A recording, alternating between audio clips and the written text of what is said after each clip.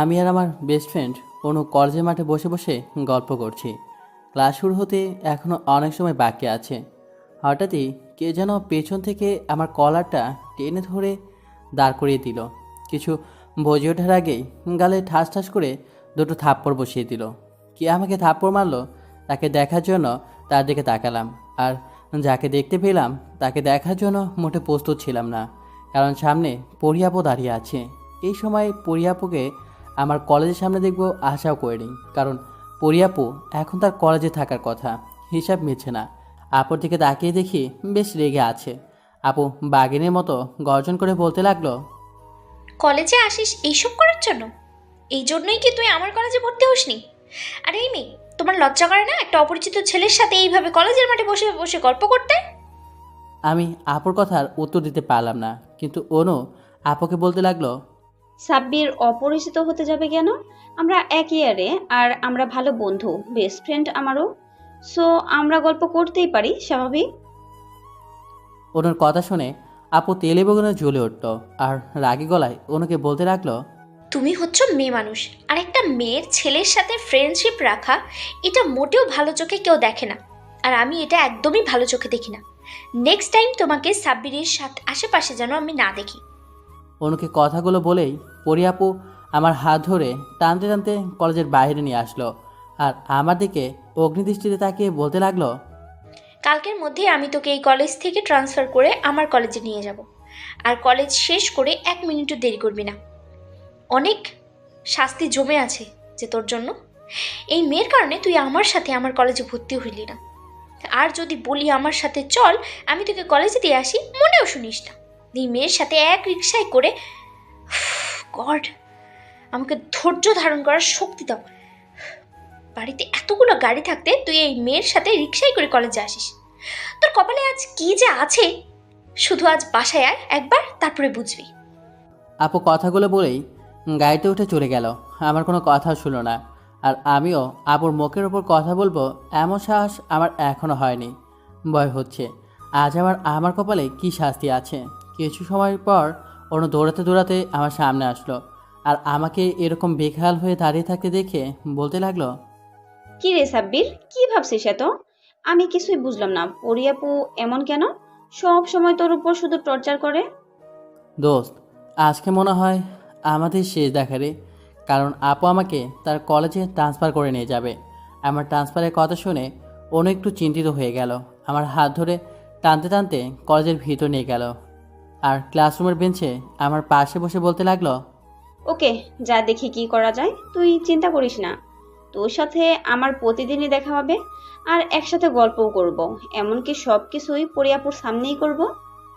আমি জানি অন্য একটি বুদ্ধিমতী মেয়ে, নিশ্চয়ই কিছু একটা মতলব আছে। তাই আমি ভয়ে ভয়ে ওনাকে বললাম, দেখ যেন উল্টাপাল্টা কিছু করিস না।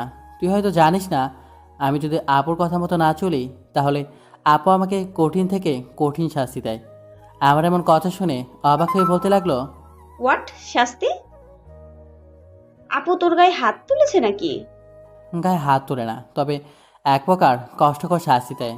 যেমন কড়া রোদে দাঁড়িয়ে থাকতে হবে। আপু যতক্ষণ না বলবে ততক্ষণ রোদে দাঁড়িয়ে থাকতে হবে, আর না হলে খাবার বন্ধ করে দিবে।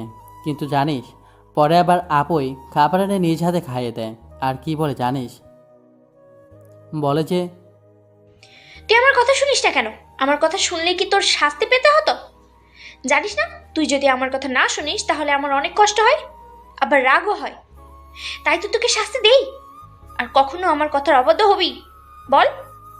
পরিয়াপুর কথাগুলো শুনে অনু হাতে তালি দিয়ে একটা চিল্লানি দিয়ে বলতে লাগলো, সাব্বির, আমি বুঝে গেছি পরিয়াপু কেন তোর সাথে এমন করছে। আচ্ছা, একটা প্রশ্নের জবাব দে তো। কি প্রশ্ন আর কি বুঝতে পেরেছিস? আপু নিশ্চয়ই তোকে মেয়েদের সাথে মিশতে মানা করে, তাই না? এটা আবার নতুন কি? সে ছোট থেকেই আপু আমাকে কোনো মেয়ের সাথে মিশতে দেয় না, কিন্তু আপুর আর আমার কলেজ আলাদা হওয়ার কারণে শুধু তোর সাথে মিশতে পারি। তো কি হয়েছে? আমার এমন কথা শুনে অন্য কিছু একটা ভেবে বলল, আচ্ছা, বাদ দে, আমি যা বুঝার তা বুঝে গিয়েছি। আর তোকে ট্রান্সফার করিয়ে নিয়ে গেলে আমিও ওই কলেজেই ভর্তি হব। দেখি তোর আর আমার বন্ধুত্বর মাঝে পরিয়াপু ফাটল কিভাবে ধরায়। অনু কি বলছে কিছুই বুঝতে পারলাম না। যখনই ওনাকে বুঝিয়ে বলতে বলবো তখনই ক্লাসে স্যার চলে আসলো, তাই আর বলা হলো না। পরে বিষয়টা ভুলেই গেলাম।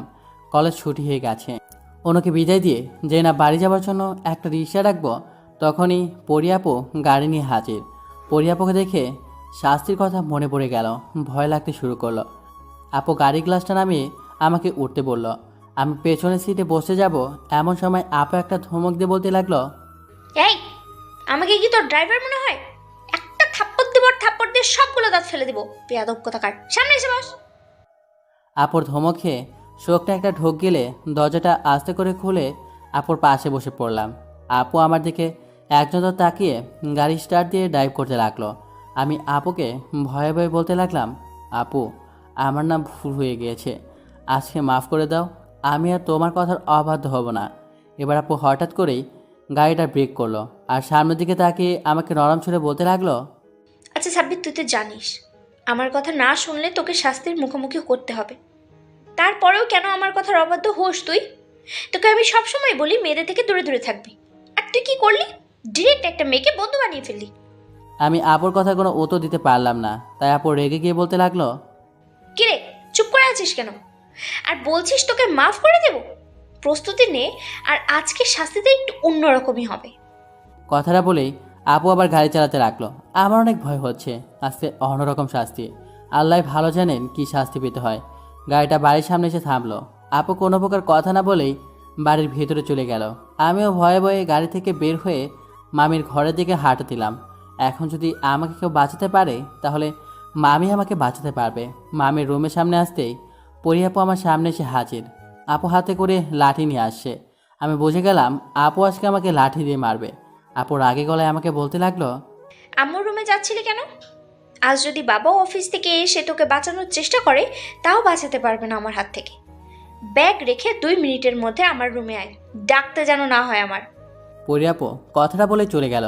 বুঝলাম আজকে আর আমার রেহাই নেই, তাই আমার রুমে এসে ব্যাগটা রেখে আপুর রুমের দিকে হাঁটা দিলাম।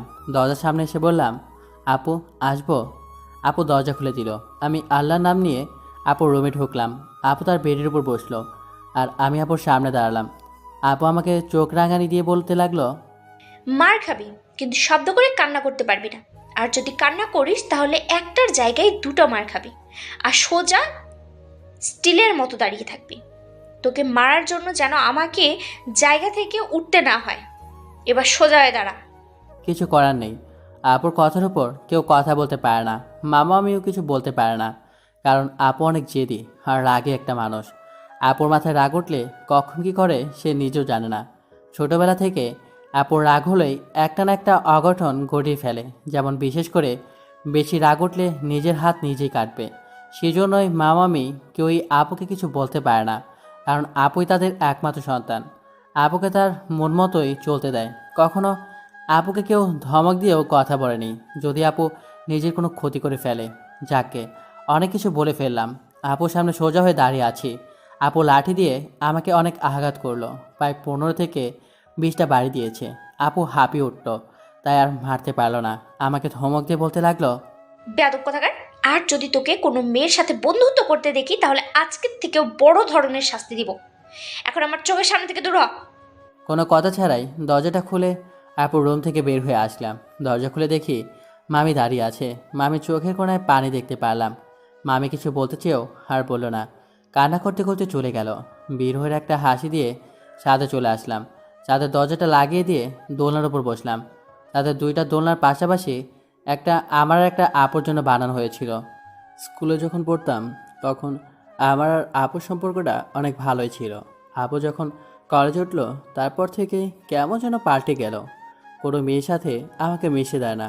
আর যদি আপুর কথার অবাধ্য হই, তাহলে তো অনেক ধরনের শাস্তি আমার জন্য অপেক্ষা করতো। ছোটোবেলায় বাবা মাকে হারিয়েছি। এখনও জানি না আমার বাবা মা কীভাবে মারা গেছে। মা আমাকে অনেক বলেছে, কিন্তু কখনো বলে নাই। শুধু বলেছে সেই দুর্ঘটনা শুনলে নাকি আমি সহ্য করতে পারবো না। মা মামি কখনো আমার বাবা মায়ের অভাব বুঝতে দেয়নি। নিজের সন্তানের মতোই আমাকে বড় করেছে, কোনো কিছুর কমতি রাখেনি আমার। কিন্তু একটা জায়গায় তারা খুবই দুর্বল, আর সেটা পড়ি আপু। আজ মা বাবাকে খুব মনে পড়ছে। দুপুরে আর আজকে কেউই খাবে না, কারণ মামি আমার জন্য কান্না করেছে। আর আপু যেদিন আপু যেদিন কঠিন কোনো শাস্তি দেয় আমাকে, সেদিন মামি অনেক কান্না করে রুম থেকে বেরো হয় না। কপালটা অনেক ভালো, এমন একটা মামা মামি পেয়েছি। তবে পরি আপু না থাক, তার ব্যাপারে আর কিছু বলবো না। শরীরটা অনেক ব্যথা করছে, মাথাটাও ব্যথা করছে, কেমন জানি শরীরে শক্তিটুকু পাচ্ছি না। রুমে যাওয়ার জন্য হাঁটা দিলাম, কিন্তু দরজার সামনে এসে পড়ে গেলাম, জ্ঞান হারিয়ে ফেললাম। চোখ খুলে আপুর রুমে আপুর কোলে মাথা দিয়ে শুয়ে থাকা অবস্থায় নিজেকে আবিষ্কার করলাম। আপু আমার মাথায় হাত বোলাচ্ছে, খেয়াল করলাম আপু নিঃশব্দে কান্না করছে। আমি নড়ে ওঠার কারণে আপু তার চোখের পানি মুছে নিয়ে আমাকে বলতে লাগলো, সাব্বির, এখন কেমন লাগছে তোর? অনেক কষ্ট হচ্ছে তাই না? তোকে অন্য মেয়ের সাথে দেখলে আমার মাথা ঠিক থাকে না। তুই কেন বুঝতে পারিস না? জানিস যে আমার কথা না শুনলে শাস্তি পেতেই হয় তোকে। তারপরেও তুই কেন আমার কথা শুনিস না বল? আপুর এমন কান্না দেখে আমার অনেক রাগ হতে লাগলো, কিন্তু কিছু বললাম না। আপুর কোল থেকে মাথাটা ওঠাতে চেষ্টা করলাম, কিন্তু আপু আমাকে উঠতে দিল না, চেপে ধরলো আর বলতে লাগলো, উঠছিস কেন? শুয়ে থাক, একদম ওঠার চেষ্টা করবি না। আমি মাথায় হাত বুলিয়ে দিই। আপু আমার মাথায় হাত বুলিয়ে দিচ্ছে। আপু এমন কেন, কিছু বুঝতেই পারে না। এই আমাকে শাস্তি দিল আর এখন আদি খেতে থেকেছে, সাইকো একটা। কিছু সময় পর আপু আমাকে বালিশে শুয়ে দিয়ে বলতে লাগলো, তুই এখানে শুয়ে থাক, আমি খাবার নিয়ে আসি। দুপুরেও তো না খেয়েছিলি, ছাদের দরজা ভেঙে তোকে বের করা লেগেছে। ও, তাহলে আমি অজ্ঞান হওয়ার পর ছাদের দরজা ভেঙে বের করেছে। আমি বেড থেকে ওয়াশরুমে গিয়ে ফ্রেশ হয়ে আসলাম, আপুর বেডের উপর বসে পড়লাম। ও, আপনাদের তো আমার পরিচয়টাই দেওয়া হয়নি। আমি সাদাব মাহমুদ সাব্বির। গল্পের মধ্যে মা বাবাকে জন্মের পর দেখার সৌভাগ্য আমার হয়নি। মা মামির কাছে বড় হয়েছি, এবার অনার্স সেকেন্ড ইয়ারে মেডিকেল সায়েন্স নিয়ে পড়ছি। এইটুকুই বর্তমান পরিচয়। আর পরি আপু মানে আমার মামাতো বোন, মামার একমাত্র জেরিয়ার একরোখা মেয়ে, অনার্স ফাইনাল ইয়ারে পড়ে। পরিচয় দেওয়া শেষ। আপু খাবার এনে আমার পাশে বসে পড়লো আর খাবারটা মেখে আমার মুখের সামনে ধরলো। আমি কথা ছাড়াই খাবারটা মুখে নিয়ে নিলাম। এরই মধ্যে মামার মামি হাজির। আপু আমাকে খাইয়ে দিয়েছে দেখে মামা পরি আপুকে বলতে লাগলো, ছেলেটাকে মারলি আবার নিজের হাতে খাইয়ে দিচ্ছিস। জানিস যে ওকে মারলেও তুই কষ্ট পাস, তাহলে শুধু মারার দরকারটা কি?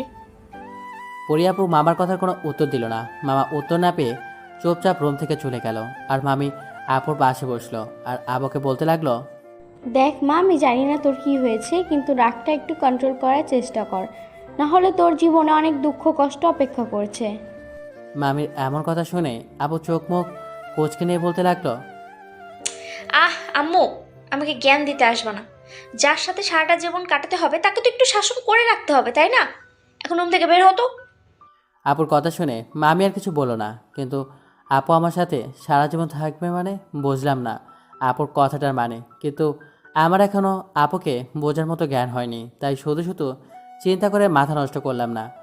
আপু আমাকে খাইয়ে দিয়ে ব্যথার ওষুধ খাইয়ে দিল আর বলতে লাগলো, শুয়ে পড় এখন, আমি তোর মাথায় হাত বুলিয়ে দিচ্ছি।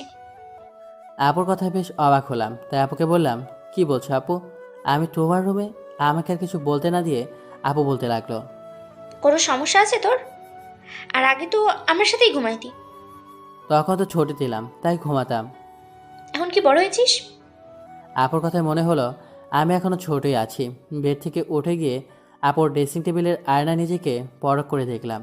আসলে কি আমি বড় হয়নি? তার জন্য কি আপু আমাকে এত শাসন করে? হয়তো তার জন্যই। যাই হোক, আমি আপুকে বললাম, ধুর, কে যে বলো না আপু, আমি এখন অনেক বড় হয়ে গিয়েছি। বড় যদি হতেই তাহলে আমাকে তুই বুঝতি, কিন্তু তুই আমাকে বোঝার চেষ্টাও করিস না। আপুর কথা আমার মাথার উপর দিয়ে যাচ্ছে, কিছু বুঝতে পারছি না।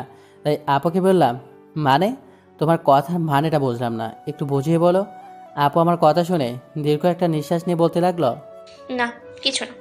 তোর বোঝার জন্য এখনো সেরকম বোধগম্য হয়নি। এখন আমার পাশে এসে শুয়ে পড়তো। আমি আর কিছু বললাম না, চুপচাপ গিয়ে শুয়ে পড়লাম।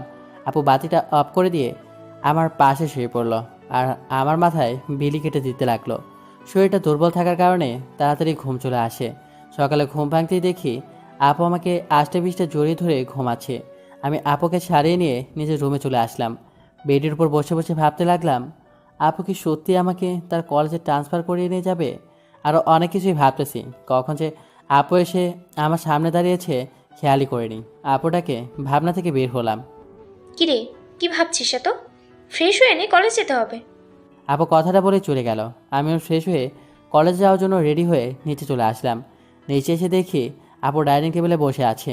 আমি আপুর পাশে চেয়ারে বসে পড়লাম। মামাও আসলো আর মামি খাবার দিতে লাগলো। হঠাৎ করেই পরি আপু মামাকে বলতে লাগলো, বাবা, আমি সাব্বিরকে আমার কলেজে ট্রান্সফার করিয়ে আনবো, কথাটা জানিয়ে রাখলাম। দেখ মা, এটাকে ভালোবাসা বলে না, এটাকে এক প্রকার টর্চার বলে। একটা মানুষকে তুই এভাবে কখনো ধরে রাখতে পারবি না। তুই দেখে নিস, পরে তোকে পস্তাতে হবে। মামা কথাগুলো বলার পরেই আপু খাওয়া বাদ দিয়ে হাত ধুয়ে চেয়ার থেকে উঠে দাঁড়িয়ে মামাকে বলতে লাগলো, বাবা, আমি যা করছি বুঝে শুনেই করছি, আর আমার বিষয়ে কথা না বললেই খুশি হব। আমার ভবিষ্যৎ আমি বুঝবো। সাব্বির তাড়াতাড়ি আয়, লেট হয়ে যাচ্ছে। আপু কথাটা বলেই তার রুমে চলে গেল।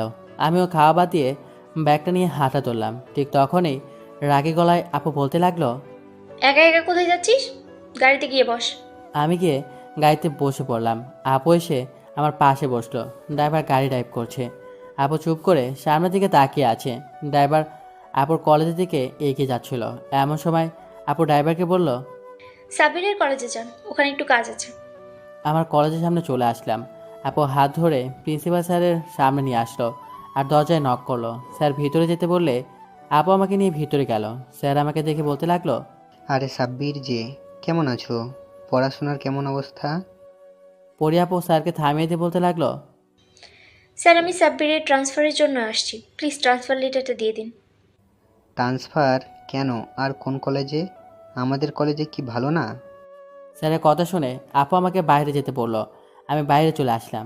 স্যারের সাথে কি কথা হলো জানি না, তবে আপু যখন বের হলো তখন আপুর হাতে ট্রান্সফার লেটার দেখতে পেলাম। আপু আমার হাত ধরে টানতে টানতে বাইরে নিয়ে আসলো। গাড়িতে উঠবো এমন সময় দেখি অনু আমার দিকে তাকিয়ে আছে। আমাকে ইশারা করে কি যেন বোঝানোর চেষ্টা করছে, কিন্তু আমি কিছুই বুঝলাম না। আমি গাড়িতে উঠছি না দেখে আপু আমাকে ধমক দিয়ে বলতে লাগলো, এভাবে দাঁড়িয়ে আছিস কেন? লেট হয়ে যাচ্ছে। আপুর ধমক খেয়ে গাড়িতে বসলাম। আপু কলেজে চলে আসলাম। সব ফর্মালিটি শেষ করে আপু আমাকে আমার ক্লাসরুমের সামনে এনে বলতে লাগলো, এটাই তোর ক্লাসরুম? ব্রেক টাইমে দাঁড়াবি, আমি আসবো। আর কারোর সাথে বন্ধুত্ব করার দরকার নেই, সে হোক কোনো ছেলে। আর মেয়েদের সাথে তো কোনো কথাও বলতে দেখি, যদি যদি দেখি তাহলে বুঝতেই পারছিস কি হবে। যা এখন, ভালো ছেলের মতো ক্লাস কর। আপুর কথাগুলো বলেই তার ক্লাসে চলে গেল। আমিও আমার ক্লাসরুমে চলে আসলাম। কয়েকজন গল্প করছিল। আমাকে রুমে ঢুকতে দেখে একজন এগিয়ে এসে বলতে লাগলো, হে ইয়ার, নতুন নাকি? নাম কি তোমার? সাব্বির, এই কলেজে নতুন, আগের কলেজ থেকে ট্রান্সফার নিয়ে এখানে আসা। কথাটা বলেই পেছনে একটা বেঞ্চে বসে পড়লাম। কিছু সময় পর স্যার আসলেন। ক্লাস শুরু হয়ে গেল। ব্রেক টাইমে ক্লাসরুম থেকে বেরিয়ে এসে আপুর জন্য অপেক্ষা করছি। এমন সময় একটা মেয়ে আমার সামনে এসে হাত বাড়িয়ে দিয়ে বলতে লাগলো, হাই, আমি জান্নাত। আমরা সেই ইয়ারে। দেখলাম তুমি পুরো ক্লাসে চুপচাপ ছিলে। মন খারাপ নাকি তোমার? চলো ফুচকা খেয়ে আসি, তাহলে দেখবে তোমার মন ভালো হয়ে যাবে। মেয়েটার কথায় বার্তানি দিয়ে আমি পাশ কাটিয়ে চলে আসছিলাম। এমন সময় মেয়েটা দৌড়িয়ে আমার সামনে দাঁড়ালো আর আমার হাতটা ধরে হ্যান্ডশেক করে বলতে লাগলো, আরে আরে, তুমি এমন করছো কেন? একটা সুন্দরী মেয়ে তোমার সাথে কথা বলতে চাচ্ছে, আর তুমি আমাকে পাত্তাই দিচ্ছ না। বুঝলাম তুমি স্মার্ট একটা ছেলে, তাই বলে আমার সাথে অ্যাটিটিউড দেখাতে পারো না। মেয়েটার দিকে তাকিয়ে দেখি মেয়েটা আসলে দেখতে অনেক কিউট। এমন সময় ঠাস করে আমার গলা যেন একটা থাপ্পড় পড়লো। সামনে তাকিয়ে দেখি পরি আপু দাঁড়িয়ে আছে। আমার এক হাত জান্নাত ধরে আছে, আর আপু থাপ্পড় মারার কারণে অন্য হাতটা আমার গালে চলে আসছে। আমার হাতের দিকে তাকিয়ে দেখে জান্নাত আমার হাত ধরে আছে। আপু আমার থেকে জান্নাতের হাতটা ছাড়িয়ে দিল, আর জান্নাতকে থাপ্পড় মারতে গিয়েও মারল না। আপু চোখ বন্ধ করে নিল একটু শান্ত হয়ে। জান্নাতকে শান্ত গলায় বলতে লাগলো, তুমি প্রিন্সিপাল স্যারের মেয়ে দেখে থাপ্পড়টা মারলাম না, আর এরপর থেকে তোমাকে যেন সাব্বিরের আশপাশেও না দেখি। কথাটা বলেই আমার হাত ধরে সেখান থেকে নিয়ে আসলো ক্যান্টিনে। সব স্টুডেন্টরা আমার আর আপুর দিকে অবাক নয়নে তাকিয়েছিল। হয়তো আমাকে থাপ্পড় মারায় তারা বেশ মজা নিয়েছে। আপু খাবার অর্ডার করলো। খাবার আসার পর আমি খাচ্ছি না দেখে আপু আমাকে ধমক দিয়ে বলতে লাগলো, কিরে, খাচ্ছিস না কেন? নাকি খাইয়ে দিতে হবে? আপুর ধমক খেয়ে খাবার খাওয়া শুরু করলাম। খাচ্ছিলাম এমন সময় দেখি আপুর পিছনের টেবিলে জান্নাত এসে বসলো আর আমার দিকে এক নজরে তাকিয়ে আছে। আপু আমাকে পর্যবেক্ষণ করে পিছনে তাকালো আর পিছনে জান্নাতকে দেখে আমাকে বলতে লাগলো, বাহ, এক একদিনও হলো না এখানে এসে মেয়েদের সাথে বন্ধুত্ব করে ফেললি। আর মেয়েটার হাব ভাব অন্য কিছুই বোঝাচ্ছে, তোকে মোটেও সে বন্ধুর চোখে দেখছে না। আপু শোনো, আমি সত্যি বলছি, ওই মেয়েটাই আমার সাথে একবারই কথা বলতে আসছিল। আমি কথা বলতে চাইনি, কিন্তু মেয়েটা জোর করে আমার সাথে কথা বলতে আসছিল। সেটা তো বুঝতেই পারছি। চল, আর ক্লাস করা লাগবে না। আসলে তোকে একটু ছাড় দেওয়া যাবে না, প্রতিদিনই আঘাত করতে হবে, এটাই তো তুই চাচ্ছিস তাই না? বাসায় চল।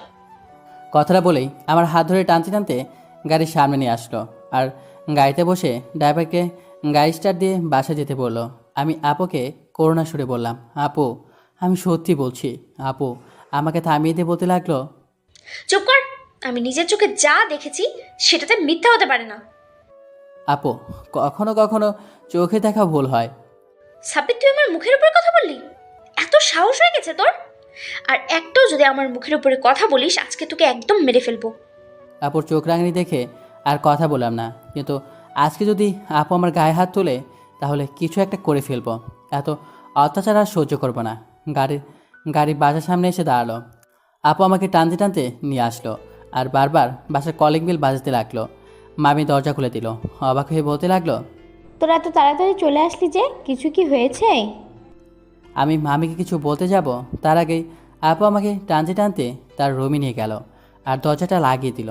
কোনো কথা ছাড়াই আপু লাঠি বের করে তার শরীরে যত শক্তি আছে আমাকে সবটা দিয়ে মারতে লাগলো। মামি দরজার বাইরে থেকে দরজা ধাক্কাতে লাগলো, আর কান্না করে বলতে লাগলো, পরিমা, ছেলেটাকে ছেড়ে দে, এমনভাবে মারলে ছেলেটা আর বাঁচবে না রে, মরেই যাবে। এবারের জন্য মাফ করে দে ওকে। আমি সাব্বিরকে বুঝিয়ে বলবো, ও যেন আর তোর কথার অবাধ্য না হয়। আপু মামের কথায় পাত্তা না দিয়েই তার ইচ্ছা মতো আমাকে মারতে লাগলো, আর আমি স্টিল হয়ে দাঁড়িয়ে আছি। আপু তার মন মতো মেরেই যাচ্ছে। আমি আর সহ্য করতে না পেরে মাটিতে লুটিয়ে পড়লাম। পরে আর আমার কিছু মনে নেই। যখন চোখ খুললাম তখন মামার কোলে মাথা রেখে শুয়ে থাকা অবস্থায় নিজেকে আবিষ্কার করলাম। আর মামি বেডের পাশে একটা টুলে বসে আমার একটা হাত ধরে বেডের সাথে মাথা থেকে ঘুমিয়ে পড়েছে।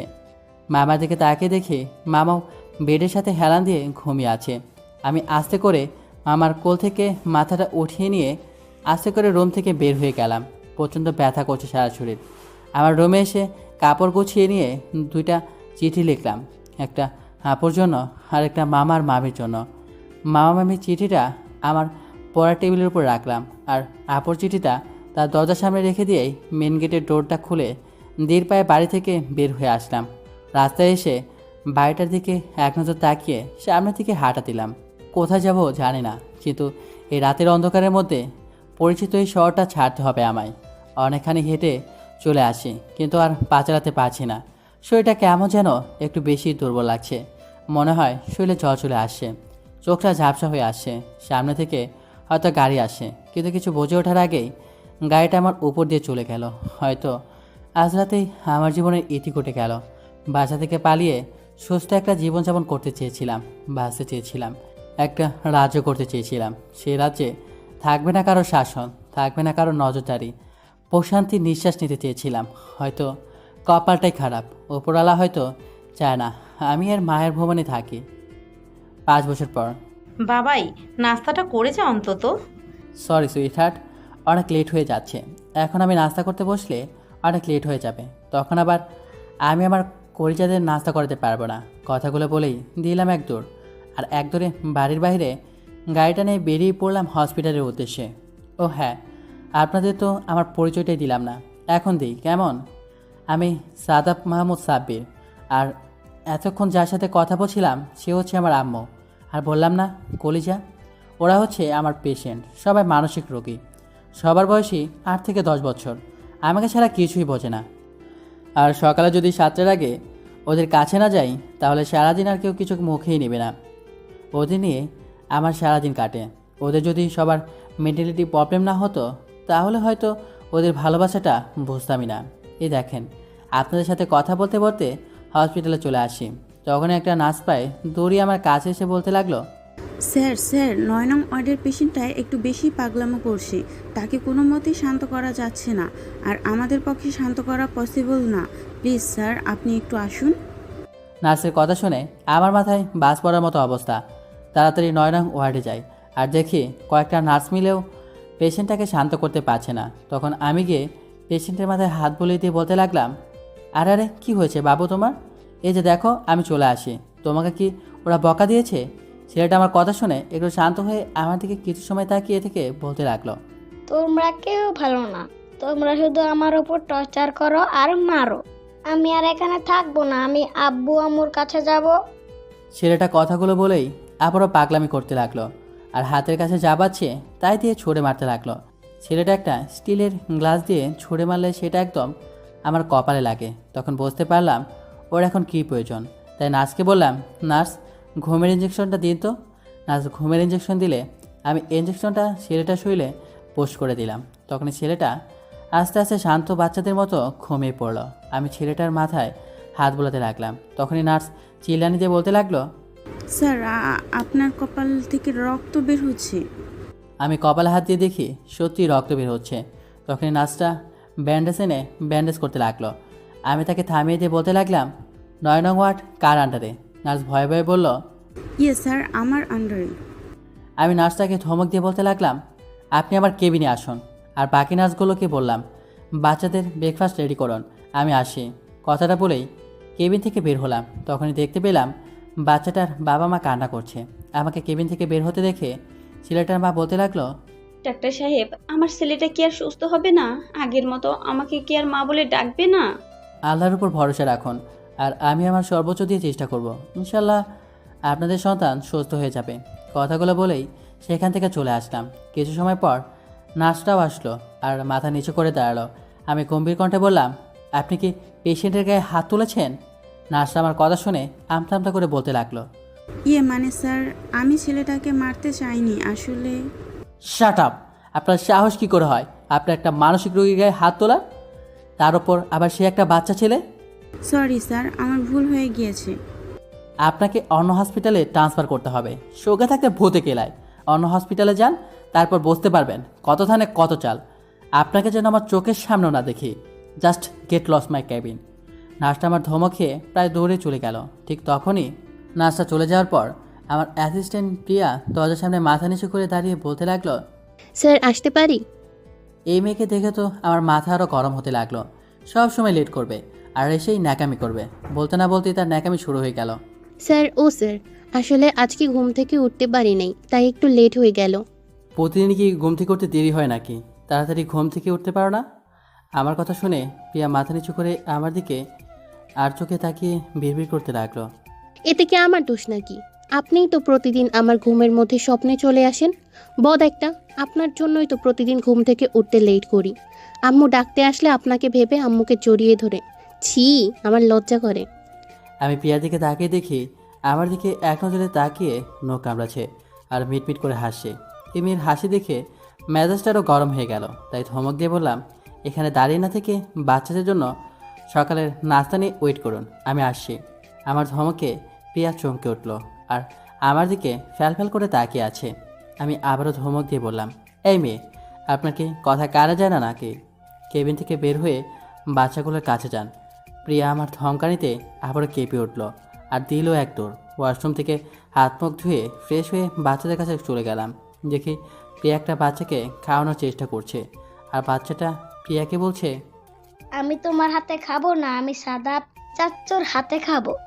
প্রিয়া এখন আমাকে দেখেনি। প্রিয়া কান্না কান্না কণ্ঠে বাচ্চাকে বলতে লাগলো, শোনা ছেলে আমার, কেন তোরা আমার হাতে খাস না? একদিন অন্তত খেয়ে নে। ওই খবিশের হাতে কি এমন আছে যা আমার হাতে নেই? খেয়ে নাও সোনা, প্লিজ খেয়ে নাও। এই বলে কি আমি নাকি খবিশ? বাচ্চাটা আমাকে দেখার সাথে সাথে আমার কাছে ছুটে চলে আসলো আর আমাকে বলতে লাগলো, সাদা চাচ্চু দেখো, এই মহিলা আন্টি আমাকে বিরক্ত করছে। আমি কতবার বলছি যে আমি তোমার হাতে খাবো, কিন্তু এই মহিলা আন্টি আমাকে শুধু জোর করে খাওয়াতে চাইছে। বাচ্চাটা কথা শুনে আমার চরম পর্যায়ে হাসি পাচ্ছে, বাট অনেক কষ্টে হাসি থামিয়ে রাখলাম। আমি প্রিয়ার দিকে তাকিয়ে দেখি প্রিয়া খাবারের প্লেট হাতে করে বাচ্চাটার দিকে চোখ বড় বড় করে তাকিয়ে আছে। আমি প্রিয়ার হাত থেকে প্লেটটা টান দিয়ে নিয়ে বললাম, কি মিস মহিলা আন্টি, আমাকে খবিশ বলছিল তাই না? থাক, আমি আর কিছু বললাম না। আমার এই পেশেন্টই বলে দিল, মাইন্ডেড। আর কখনো যদি আমাকে উল্টাপাল্টা কিছু বলেছেন তাহলে আপনার খবর আছে। কথাটা বলে আমি বাচ্চাটাকে খাওয়াতে শুরু করলাম। শোনাই বাবা, আসো তো চাচুর কাছে, লক্ষ্মী ছেলের মতো এখন খেয়ে নাও। এরকম করে সব বাচ্চাদের খাইয়ে দিয়ে আমি আমার কেবিনে চলে আসলাম।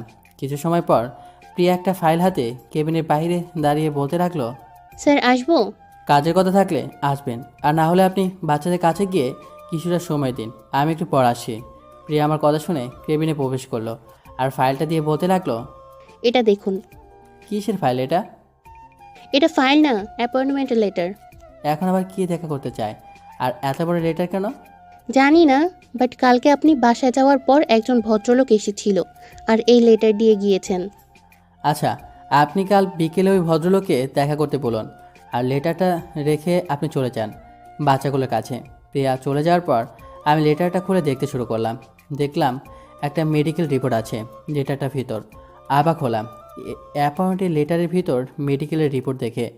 বিষয়টা কেমন যেন গড়বড় লাগছে। রিপোর্ট পেপারে বড় বড় অক্ষরে পরিণাম লেখা। কিছু সময় নামটার দিকে অবাক নয়নে তাকিয়ে রইলাম। কেন জানি এই নামটা আমাকে টানছে, কিছুই বুঝতে পারছি না। রিপোর্টটা পড়তে শুরু করলাম, আর রিপোর্টটা পড়ে যা বুঝলাম, এটা একটা মানসিক রোগীর রিপোর্ট। যেহেতু এটা মানসিক রোগী, তাই রিপোর্টে তার বয়সটা দেখলাম, বয়স 26 বছর হবে। আমার এখানে তো সব বাচ্চাদের ট্রিটমেন্ট করানো হয়। এই রিপোর্টটা পড়ার পর থেকে কেন জানি অস্থির লাগা শুরু করতে লাগলো। অবাক করা বিষয় হলো, আমার মাথাটা কেমন জানি ঝিম ধরে গেল। কেবিন থেকে বের হয়ে বাচ্চাগুলোর কাছে চলে আসলাম, আর প্রিয়াকে বললাম, প্রিয়া শুনুন, আমার মাথাটা না ব্যথা করছে, আপনি বরং দুপুরে বাচ্চাদের খাইয়ে দিন। আমার কথা শুনে প্রিয়া আতকে উঠে আমার কাছে এসে অস্থির হয়ে বলতে লাগলো, স্যার আপনি ঠিক আছেন তো?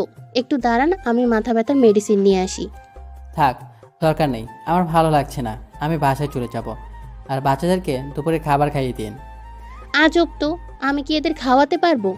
এই বাচ্চাদের বাবা মাও পারবে না খাওয়াতে, যেখানে আপনি ছাড়া আর কারোর হাতে এরা খায় না, আর আমি তো কোনোভাবেই খাওয়াতে পারবো না। এই মেয়ে যে এত কথা বলতে পারে। আমি প্রিয়াকে ধমক দিয়ে থামিয়ে দিয়ে বলতে লাগলাম, চুপ, আর বেশি বকবেন না, ওরা সবাই আপনার হাতে খাবে আজকে। বলেই আমি সব বাচ্চাদের কাছে ডেকে আলতো করে জড়িয়ে ধরে বললাম, শোনো চাচুরা, আজকে তোমাদের চাচু শরীরটা ভালো নয়, তাই দুপুরের রাতে তোমাদের সাথে থাকতে পারবো না। এই যে তোমাদের প্রিয়া আন্টি আছেন, সেই তোমাদেরকে আজ খাইয়ে দিবে, কেমন? আর কেউ কিন্তু প্রিয়া আন্টিকে জ্বালাবা না, কেমন? আচ্ছা চাচ্চু, তুমি বাসায় যাও, আমরা এই মহিলা আন্টিকে একটু জ্বালাতন করব না। বাচ্চাদের এমন কথা শুনে না হেসে আর পারলাম না। প্রিয়ার দিকে তাকিয়ে দেখি আমার আর বাচ্চাদের দিকে চোখ বড় বড় করে তাকিয়ে আছে। আমি বাচ্চাদেরকে আলতো করে সারিয়ে প্রিয়ার কাছে আসলাম আর বললাম, দেখবেন আজকে সবাই আপনার হাতে খাবার খাবে, আর যদি না খায় তাহলে আমাকে কল করবেন, আমি চলে আসব, কেমন? আর যদি সিরিয়াস কিছু হয় তাহলে সাথে সাথে আমাকে ইনফর্ম করবেন।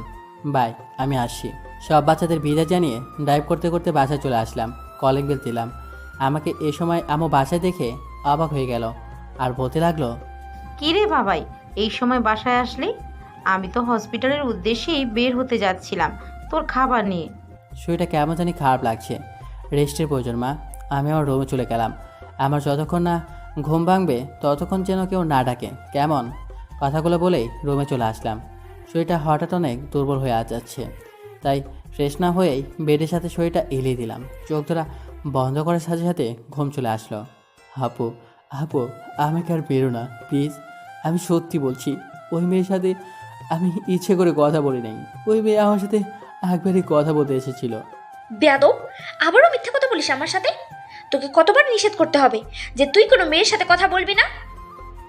এখন তো তোকে শাস্তি পেতেই হবে।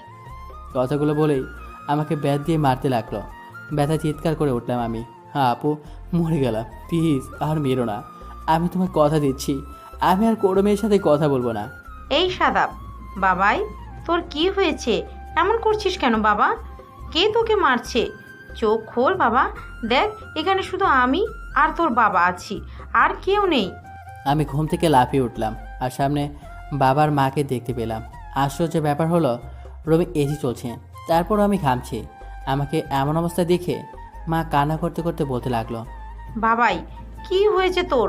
ঘুমের ঘরে কি আবোল তাবোল বলছিলি? আসলেই তো, কিন্তু অবাক করার বিষয় হলো আমার কিছুই মনে পড়ছে না।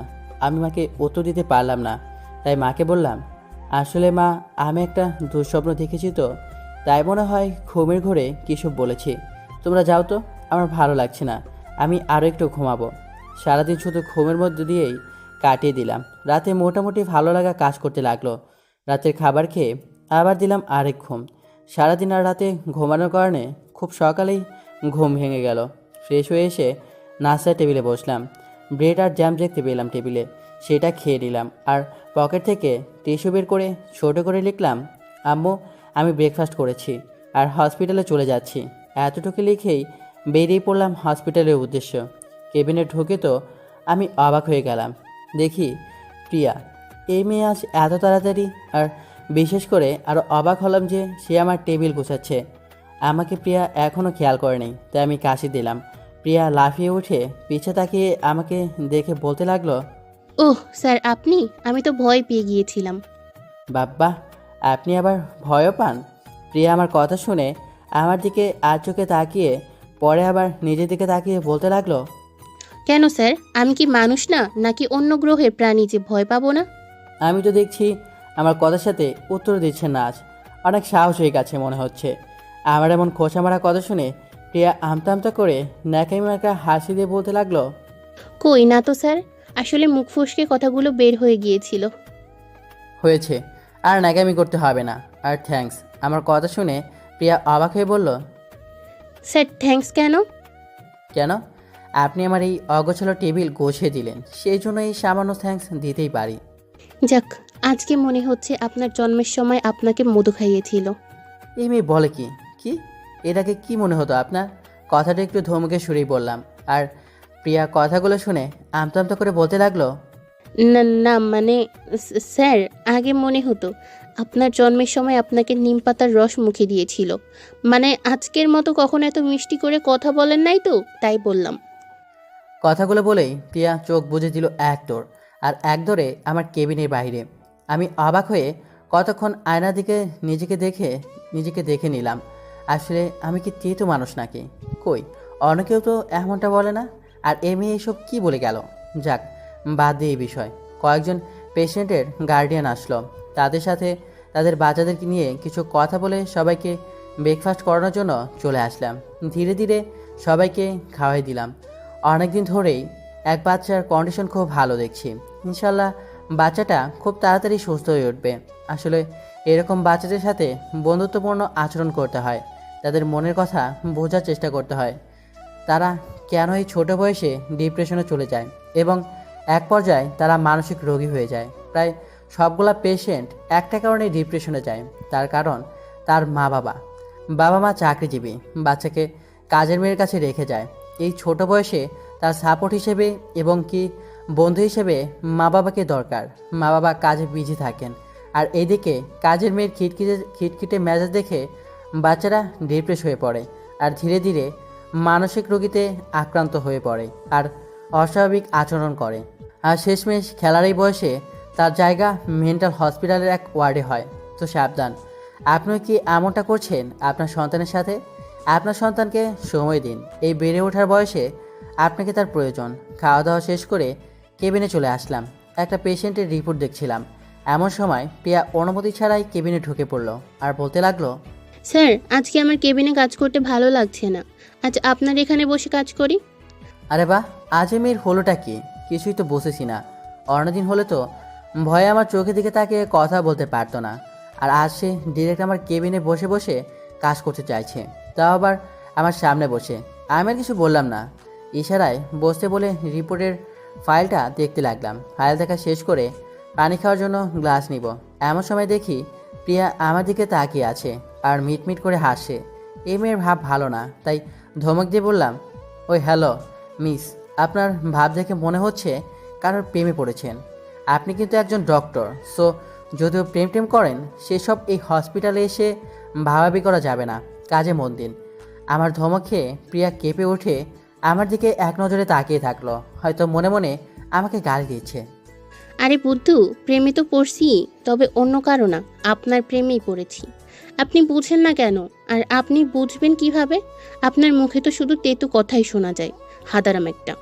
আজব তো, আপনি আমার দিকে এরকম ঢ্যাপ করে তাকিয়ে আছেন কেন? কাজে মন দিন।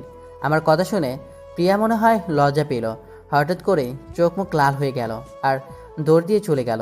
কি আজব, মানসিক রোগীদের সাথে থাকতে থাকতে মনে হয় এই মেয়েরও মাথায় সমস্যা হয়ে গেল। দুপুরে বাচ্চাদের খাবার খাইয়ে এসে হঠাৎ করেই পরিণামের মেয়েটার রিপোর্টের উপর চোখ পড়ল। রিপোর্টের ফাইলটা হাতে নিয়ে আবারও দেখতে লাগলাম। তখনই পেছন থেকে প্রিয়ার ডাক পড়ল। পেছন ফিরে দেখি প্রিয়া দাঁড়িয়ে আছে। প্রিয়া বলতে লাগলো, স্যার, কাল যে ভদ্রলোক আপনার সাথে দেখা করার জন্য অ্যাপয়েন্টমেন্ট করেছিল সে এসেছে। তাকে কি আপনার কেবিনে পাঠিয়ে দিব? আচ্ছা, আপনি লোকটাকে পাঠিয়ে দিন আর চা নাস্তার ব্যবস্থা করুন। আচ্ছা স্যার, আমি ভদ্রলোককে পাঠিয়ে দিচ্ছি। আমি ফাইলটা রেখে চেয়ারে বসলাম। কিছু সময় পর একজন ভদ্রলোক দরজার সামনে দাঁড়িয়ে বলতে লাগলো, ডাক্তার সাহেব আসবো? আমি সামনের দিকে তাকালাম। ভদ্রলোককে ভিতরে আসতে বললাম, কিন্তু ভদ্রলোক না এসে আমার দিকে এক নজরে তাকিয়ে আছে। আমি খেয়াল করলাম লোকটা চোখ বেয়ে পানি পড়ছে। হঠাৎ করেই লোকটা এসে আমাকে জড়িয়ে ধরলো আর হামাও করে কান্না করে বলতে লাগলো, বাবা সাব্বির, কেমন আছিস? বাবা তুই বেঁচে আছিস? জানিস বাবা, আমি তোকে কত খুঁজেছি। পুরো বাংলাদেশের কোথাও তোকে খোঁজার ভাত রাখিনি, কিন্তু পুরা কপাল তোকে আমি কোথাও খুঁজে পেলাম না। তোর মামি তোর কথা ভাবতে ভাবতে অসুস্থ হয়ে পড়েছে, আর আমার মেয়েটা তো তোর কথা ভাবতে ভাবতে আজ 4 বছর যাবৎ পাগল হয়ে গেছে। বাবা চল, বাড়ি ফিরে চল। তোর পরি আপু তোর জন্য অপেক্ষা করছে, সবসময় শুধু তোর কথাই বলে। তোর পরি আপু আমাদের কথা দিয়েছে তোকে আর মারবে না। জানিস বাবা, তোর চিঠিটা পড়ার পর আমি অজ্ঞান হয়ে গিয়েছিলাম। ভদ্রলোকের কথার মানে আমি কিছুই বুঝতে পারলাম না। তাকে ছাড়িয়ে চেয়ারে বসালাম আর শান্ত করার জন্য বললাম, আসলে আপনার হয়তো কোথাও ভুল হচ্ছে। আমার নাম সাদাব মাহমুদ আর আমি আপনাকে চিনি না। আমার এমন কথা শুনে লোকটা কিছু সময় আমার দিকে তাকিয়ে থাকলো। তারপর কিছু একটা ভেবে চোখের কোণে জমে থাকা পানিটুকু মুছে নিয়ে বলতে লাগলো, আসলে ডাক্তার সাহেব হয়েছে কি, আপনার মতোই আমার একটা বাগনে ছিল। বাগনে বললে ভুল হবে, আমার নিজের ছেলেই ছিল। ছেলেটা দেখতে একদম আপনার মতোই, একটু পার্থক্য নেই আপনাদের মধ্যে। ওর মা বাবা রোড অ্যাক্সিডেন্টে মারা যায়। তারপর থেকে সাব্বিরকে আমি আর স্ত্রী কুলে পিঠে মানুষ করি। ছেলেটা আমার তার মামির আর বিশেষ করে যার সাথে ওর বিয়ে হবে, মানে আমার মেয়ে পড়ি, তার সাথে অভিমান করে বাড়ি থেকে চলে যায়। আমি আমার সাব্বিরকে অনেক খুঁজেছি, তবুও পাইনি। ভদ্রলোকের কথার কিছুই না বুঝতে পেরে আমি বললাম, আসলে অভিমান করে চলে গিয়েছে মানে বুঝতে পারলাম না। তখন লোকটা আবারও বলতে লাগলো, আসলে বাবা হয়েছে কি, সাব্বিরের মা বাবা যখন মারা যায় তখন আমি সাব্বিরকে আমার কাছে নিয়ে আসি। তখন আমাদের একটা মেয়ে ছিল, মেয়েটা সাব্বিরের 3 বছরের বড়। ওরা ধীরে ধীরে বড় হতে লাগলো। আমি বুঝতে পারি আমার মেয়েটা সাব্বিরকে পছন্দ করে নিজের জীবনের সঙ্গী হিসাবে। তাই আমার স্ত্রীর সাথে এই বিষয়ে কথা বলে আমরা নিজেরাই ওদের বিয়ে ঠিক করি। এই কথাটা আবার পরে জানতে পেরে গেলে, তাই তারপর থেকে পরে সাব্বিরকে কোনো মেয়ের সাথে মিশতে দিত না। যদি কোনো মেয়ের সাথে কথা বলতো তাহলে পরে সাব্বিরকে শাস্তি দিত। আমরা পরীকে কিছু বলতে পারতাম না, কারণ মেয়েটা যদিও একরুকা টাইপের ছিল। পরের এমন অবুঝ ভালোবাসার সাব্বিরের জন্য বিপদ হয়ে দাঁড়ালো। সাব্বির যদি ভুল করেও কোনো মেয়ের সাথে কথা বলতো তখন পরে সাব্বিরকে মারতো। তাতে ছেলেটা সহ্য করতে না পারে বাড়ি থেকে চলে এসেছে। কোথায় আছে, কীভাবে আছে এখনও তা জানি না, হয়তো আর বেঁচে নেই। সাব্বিরের কথা চিন্তা করতে করতে মেয়েটা আজ পাগল হয়ে গিয়েছে। আপনার কথা শুনে আজ আপনার কাছে ছুটতে চলে আসলাম। আপনি তো অনেক পেশেন্টকে সুস্থ করেছেন, আমার মেয়েটাকে দয়া করে সুস্থ করে দিন। আমি আপনার পায়ে পড়ি ডাক্তার। কথাগুলো বলেই লোকটা আমার পায়ে ধরতে আসলো। আমি লোকটাকে বাধা দিয়ে বলতে লাগলাম, আরে আরে কি করছেন কি? আপনি আমার গুরুজন, আমার বয়সে বড়, আপনি পায়ে ধরতে হবে না। আগামীকাল আপনি আপনার মেয়েকে এখানে নিয়ে আসুন, অ্যাডমিট করে দিন। আমার কথা শুনে লোকটা বলতে লাগলো, আসলে বাবা মেয়েটা একটু বেশি পাগলামি করে। আমার মনে হয় না ও এখানে ঠিকভাবে থাকতে পারবে। আর আপনারাও ওকে এখানে রাখতে পারবেন না, কারণ ও যখন পাগলামি শুরু করে তখন ওকে শিকল দিয়ে বেঁধে রাখতে হয়। তাই বাবা তোমাকে বলছি, ও সরি তুমি করে বলে ফেললাম। না না না, সমস্যা নেই, তুমি করেই ডাকবেন আমাকে। আপনি আমার বড় গুরুজন, তুমি করে ডাকতেই পারেন। আর তারপর লোকটা আবার বলতে লাগলো, আচ্ছা বাবা ঠিক আছে, তুমি করে ডাকবো। তো আমি বলতে চাচ্ছিলাম কি, তুমি যদি আমার বাসায় গিয়ে মেয়েটাকে একটু দেখে আসতে তাহলে ভালো হতো। এর জন্য যত টাকা লাগে আমি দেবো বাবা, তুমি শুধু আমার মেয়েটাকে একটু সুস্থ করে দাও। শুনছি তুমি অনেক মানসিক রোগীকে সুস্থ করেছো। আসলে টাকাটা বড় কথা না, আর আমার সময় তেমন একটা নেই। এখানে বাচ্চাদের সময় দিতে হয়, ওরা আমাকে ছাড়া এক মুহূর্ত ভাবতে পারে না। আর বললেন আমি অনেক রোগীকে সুস্থ করেছি, এটা একদম ভুল বললেন। সব কিছু আল্লাহ তাআলা করেছেন, আর আমি তো ওসিলা মাত্র। তখন ভদ্রলোক আমার হাতটা ধরে বলতে লাগলো, বাবা, আমি তোমার হাত জোর করে বলছি, দয়া করে আমার মেয়েটাকে তুমি ট্রিটমেন্ট করো। খেয়াল করে দেখলাম ভদ্রলোকের চোখে জল, তার কিছু বলতে পারলাম না। আচ্ছা ঠিক আছে, আমি আপনার মেয়েকে ট্রিটমেন্ট করব। আপনি প্লিজ কান্না করবেন না। আপনি চেয়ারটা একটু শান্ত হয়ে বসুন। আমি আবার পরিণামের মেয়েটার রিপোর্টটা দেখতে লাগলাম। তখন আমার মাথায় কিছু আইডিয়া আসতে লাগলো। তখন আমি লোকটাকে বলতে লাগলাম, আচ্ছা আপনি আমাকে সাব্বির আর আপনার মেয়ের সব ডিটেলস দিন, যেমন ওদের ব্যাপারে যা যা আছে আমাকে সব কিছু বলুন। যেহেতু আমাকে আপনার ভাগ্নের মতো সেমই দেখায়, আমি ভাবছি আপনার ভাগ্নে হয়ে আপনার বাড়িতে যাব। যতটুকু সময় আপনার বাড়িতে থাকবো সেই সময়টুকু আমি আপনার ভাগ্নে মানে সাব্বির হয়ে থাকবো। বলতে পারেন আমি সাব্বিরের মতো অভিনয় করব আপনার মেয়ের সামনে। আর এটা করলে আপনার মেয়েকে সুস্থ করতে ইনশাল্লাহ বেশি একটা সময় লাগবে না। আমার কথা শুনে লোকটা কিছু সময় আমার দিকে এক নজরে তাকিয়ে থাকলো। দেখলাম তার চোখে আবার জল চলে আসে। তখন আমি বলতে লাগলাম, আরে দেখুন, এভাবে কান্না করবেন না। এভাবে কান্না করলে আমার নিজের কাছে খারাপ লাগে। ভদ্রলোক আমার কথা শুনে চোখে জল মুছে বলতে লাগলো, দেখো বাবা, তুমি আমার সাব্বির হয়েই আমার বাড়িতে চলো, আর আমাকে আমার সাব্বিরের মতো মামা ডাকবে, তাহলে আমি খুশি হব। আর আমার ওয়াইফকে তুমি ঠিক সাব্বিরের মতো মামুনি বলে ডাকবে। পারবে না আমার এই কথাটা রাখতে? লোকটার কথা শুনে কেন জানি আমার চোখেও জল চলে আসলো। তারা সাব্বিরকে কতটা ভালোবাসতো। চোখের কোণ থেকে জলটুকু মুছে আমি বলতে লাগলাম, আচ্ছা ঠিক আছে, আমি আপনাকে মামা বলেই ডাকবো। এবার সাব্বিরের সম্পর্কে সব কিছু খুলে বলুন আমায়। তারপর মামা আমাকে সাব্বিরের বিষয়ে সব বলল। সব কিছু শুনে তারপর প্রিয়াকে কেবিনে ডাকলাম। প্রিয়া কেবিনে আসলে প্রিয়াকে বাচ্চাদের খেয়াল রাখতে বলে মামাকে নিয়ে তার বাড়ির উদ্দেশ্যে বের হয়ে গেলাম। মামাও গাড়ি নিয়ে আসছিল। মামাকে মামার গাড়িতে পাঠিয়ে দিয়ে আমি আমার গাড়ি নিয়ে যেতে লাগলাম। 2 ঘন্টা পর একটা বাড়ির সামনে মামা গাড়ি থামালো। আমি তার পিছে গাড়ি থামিয়ে গাড়ি থেকে নেমে আমার কাছে এসে বলতে লাগলো, চলো, এটাই আমার বাড়ি। চলো। তারপর বাড়ির ভিতরে গেলাম। দরজার সামনে এসে মামা কলিং বেল দিল। কিছু সময় পর একজন মধ্যবয়সী সুন্দরী মহিলা এসে দরজাটা খুলে দিল। তখন আমি মামার দিকে তাকালাম। মামা মাথা নাড়িয়ে সায় দিল যে এটাই সাব্বিরের মামি, মানে মামনি। তাই এখন থেকে আমাকেও মামনি ডাকতে হবে। সামনে মামনির দিকে তাকিয়ে দেখি মামনি আমার দিকে এক নজরে তাকিয়ে আছে। হঠাৎ করে মামনি আমার কাছে এসে 2 গালে 2টা থাপ্পড় দিয়ে শক্ত করে জড়িয়ে ধরে কান্না করতে করতে বলতে লাগলো, কি রে বাবা, তুই তোর মামুনিকে ছাড়া এতটা দিন কোথায় ছিলি? একটা বারের জন্য কি এই মামুনির কথা মনে পড়লো না তোর? আব্বু, তুই এতটা নিষ্ঠুর কিভাবে হলি? তুই তো এমন ছিলি না। মামনি আমাকে সাব্বির মনে করেছে। আসলে মায়েরা অসাধারণ হয়ে থাকে।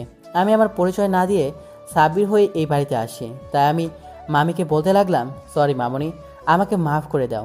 এমনটা আর হবে না, প্লিজ ক্ষমা করে দাও। মামি আমার গালে কপালে হাজারো চুমু এঁকে দিতে লাগলো আর কান্না করতে করতে বলতে লাগলো, আমার ছেলে আমার কাছে ফিরে এসেছে, এখন সব কিছু ঠিক হয়ে যাবে। বাবারে, তোর বিরহে আমার মেয়েটা যে আজ পাগল হয়ে ঘরবন্দি হয়ে গেছে। মেয়ে তোকে খুব বেশি ভালোবাসে, তুই আমার মেয়ের ভালোবাসা বুঝতে পারলি না। বাবারে, আমার মেয়েটাকে একটু তোর ভালোবাসা দিয়ে ঠিক করে দে না। আমি তোর কাছে হাত জোর করে বলছি, মেয়েটাকে আপন করে নে। আমার মেয়েটা তোর সাথে খারাপ ব্যবহার করলেও সেই খারাপ ব্যবহারও ভালোবাসায় লুকিয়েছিল, যা আমরা বুঝতে পারিনি। বল, তুই আমার মেয়েটাকে আপন করে নিবি? আমি আর কিছু বলতে পারলাম না। একটা মানুষ কতটা ভালোবাসলে ভালোবাসার মানুষের বিরহে পাগল হয়ে যায়। কখন যে আমার চোখ দিয়ে পানি বেরিয়ে আসে খেয়ালই করিনি। চোখের পানি মুছে মামনিকে বললাম, মামনি, পরিয়াপুর রুমে চলো। মামনি চোখের পানি মুছে আমার হাত ধরে নিয়ে উপরের দিকে হাঁটা দিল। পেছনে মামাও আসতে লাগলো। সিঁড়িতে এক পা করে ফেলছি আর আমার বুকের ধুকবুকানিটা বাড়তে লাগলো। পরিয়াপুর রুমের সামনে এসে মামনির দরজা খুলে দিল। আমি মামনি আর মামাকে বাইরে থাকতে বলে ধীর পায়ে রুমের ভিতর যেতে লাগলাম। সামনের দেয়ালে খুব মায়াবী একটা মেয়ের ছবি দেখতে পেলাম। ছবিটা দেখে আমার হার্টবিট আগে থেকে আরও বেশি জোরে ওঠানামা করতে লাগলো। আর একটু সামনে যেতে দেখতে পেলাম বেডের সাথে শিকল দিয়ে একটা মেয়েকে বেঁধে রাখা হয়েছে। মেয়েটা তার মাথাটা 2 হাঁটুর ভাঁজে লাগিয়ে বসে আছে। তার এলোমেলো চুলগুলো সব সামনের দিকে ঝুঁকে আছে। আস্তে করে তার পাশে বসলাম। চুলগুলো সামনে থেকে সরিয়ে পিছনে দিতে লাগলাম। ঠিক তখনই মেয়েটা ভয়ত গলায় হাতে একটা ছবি নিয়ে ছবির দিকে আঙুল দিয়ে বলতে লাগলো, এই আম্মু, দেখো আমার সাব্বির আমার উপরে অনেক বেশি অভিমান করে আছে। কোথায় বলছে না, আমি অনেকবার সরি বলছি, তারপরে আমার সাথে কথা বলছে না। বলেছি আর কখনো মারবো না, তাও কথা বলছে না। তুমি বলো না সাব্বিরকে আমার সাথে কথা বলতে। জানো, সাব্বির আমার সাথে কথা না বললে আমার অনেক কষ্ট হয়। মনে হয় কেউ আমার বুকের বাঁ পাশে তীর দিয়ে আঘাত করছে, এমন অসহ্য যন্ত্রণা হয়। এই সাব্বির, কথা বল না আমার সাথে, একটু কথা বল। পরিয়াপুর এমন কথা শুনে নিজেকে আর আটকে রাখতে পারলাম না। আপুর মাথাটা আমার বুকের সাথে শক্ত করে চেপে ধরলাম আর মনে মনে বলতে লাগলাম, সরি আপু, আমায় ক্ষমা করে দাও। আমি আর কোনোদিন তোমাকে ছাড়া এক মুহূর্তের জন্য কোথাও যাব না। হঠাৎ আপু আমাকে একটা ঝটকা দিয়ে তার কাছ থেকে আমাকে সরিয়ে দিল। আমি দাঁড়িয়ে পড়লাম। আমার দিকে আপু চোখ পড়তেই আপু কিছু সময় আমার দিকে এক নজরে অনেকক্ষণ তাকিয়ে থেকে বলতে লাগলো, সাব্বির, তুমি আসছো? সরি, আমি বুঝতে পারিনি তুমি আমার কাছে আসো। আমাকে আবার তোমার বুকের মধ্যে চেপে ধরো, আমি তোমার বুকের মধ্যে ঢুকে থাকতে চাই, প্লিজ। আমার কিছু না বলে ঝড়ের বেগে আপুর কাছে গিয়ে আপুকে শক্ত করে জড়িয়ে ধরলাম।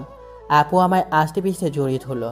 কিছু সময় পর আমাকে ছেড়ে দিয়ে হঠাৎ করে দুই ঠোঁট এক করে দিল। বেশ অবাক হলাম, কিন্তু কিছু বললাম না।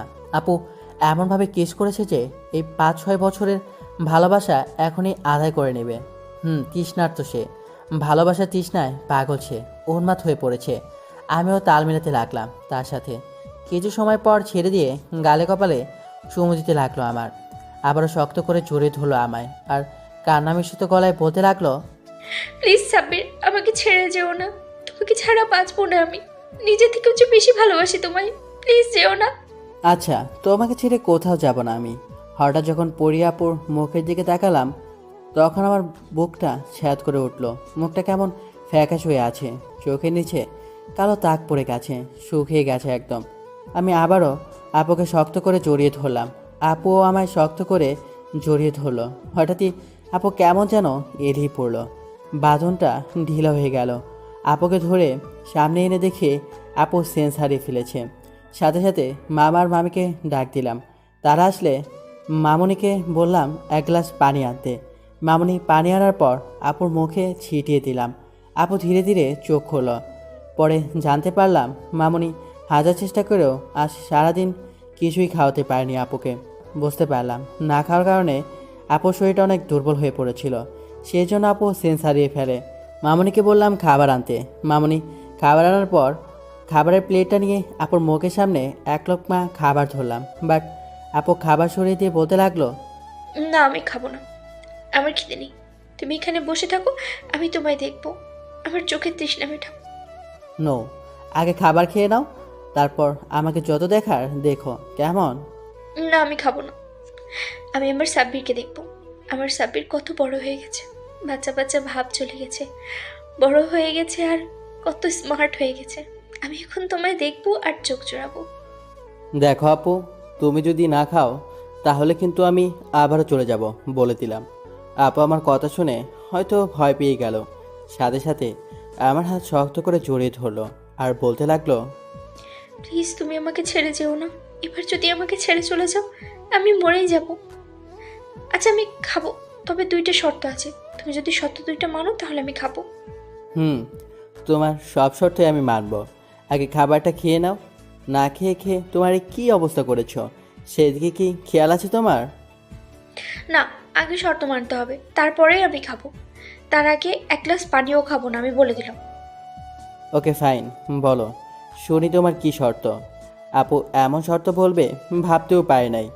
আমার মামির সামনেই বলতে লাগলো, তুমি এখনই আমায় লিপ কিস করবে আর আজকেই আমায় বিয়ে করবে। ব্যাস, এই শর্ত 2টা মানতে পারলে আমি খাবার খাবো। পরিয়াপুর কথা শুনে মামুনির কাশি উঠে গেল আর মামা কিছু না বলেই বাইরে চলে গেল। মামুনি তখন বলতে লাগলো, আচ্ছা বাবা, আমি তাহলে যাই এখন, কেমন? আমার পাগলি মেয়েটাকে খাওয়ানো হয়ে গেলে ডাক দিও, চলে আসবো, কেমন? মামুনি চলে গেল আর দরজাটা চাপিয়ে দিয়ে গেল। তখন পরিয়াপু আবার বলতে লাগলো, কি হলো, মানবে না আমার শর্ত? শর্ত না মানলে কিন্তু আমি কিছুই খাবো না, বলে দিলাম। কি আর করার, পাগলিটাকে আর কষ্ট দিতে চায় না। এতগুলো বছর তো কষ্ট পেয়ে এসেছে। তাই আর কথা না বাড়িয়ে খাবার প্লেটটা সাইডে রেখে পরিটাকে টেনে নিয়ে ছোট জোড়া মিলিয়ে দিলাম। বেশ কিছু সময় পর পাগলিটাকে ছেড়ে দিয়ে বললাম, হয়েছে তো, এবার খাবারটা খেয়ে নাও। হুম। আরও একটা শর্ত যে বাকি, সেটা কি হবে? সেটাও পূরণ করব। তার আগে তোমায় খাবারটা খেতে হবে, না হলে কিন্তু তোমায় বিয়ে করব না। আচ্ছা, আমি খাবো। এই যে হাঁ করলাম, এবার আমাকে খাইয়ে দাও। পরি আপুকে খাইয়ে দিলাম। খাওয়ানো শেষ করার পর পরি আপু আমাকে অভিযোগ করে বলতে লাগলো, দেখো আব্বু আর মামুনি আমায় পাগল ভেবে আমাকে শিকল দিয়ে বেঁধে রেখেছে। বলো, আমি কি পাগল? আমি একদমই সুস্থ, তাই না? তুমি আমার শিকলের বাঁধনটা খুলে দাও। তারপর মামুনিকে ডাক দিলাম। মামুনি আসলে শিকলে লাগানো তালার চাবিটা চেয়ে তালাটা খুলতে যাব। এমন সময় মামুনি বলতে লাগলো, বাবা, শিকল খুলে দেওয়া কি ঠিক হচ্ছে? মামুনিকে বললাম, খুলে দিলে কিছুই হবে না। তোমার মেয়ে যে আমার প্রেমে পাগল ছিল, তাই পাগলামি করেছে, তোমরা বুঝতেই পারোনি। তারপর পরিয়াপুকে শিকলের বাঁধন থেকে মুক্ত করে দিলাম। পরিয়াপুর গোসলের প্রয়োজন, তাই মামুনিকে বললাম, মামুনি, আপুকে ধরে নিয়ে গোসল করিয়ে দাও। তখনই পরিয়াপু বলতে লাগলো, মামুনি, তুমি যাও, বাবাকে বলো আমাদের বিয়ে ব্যবস্থা করতে। আর আমাকে তোমার গোসল করিয়ে দিতে হবে না, আমি নিজেই করতে পারবো। মামুনি কি বুঝলো জানি না, মুচকি একটা হাসি দিয়ে চলে গেল। যা, কি হলো এটা? তখনই পরিয়াপু আমায় বলল, এই মামুনি কেন আমায় গোসল করিয়ে দিবে? তো কে করিয়ে দিবে? আমি?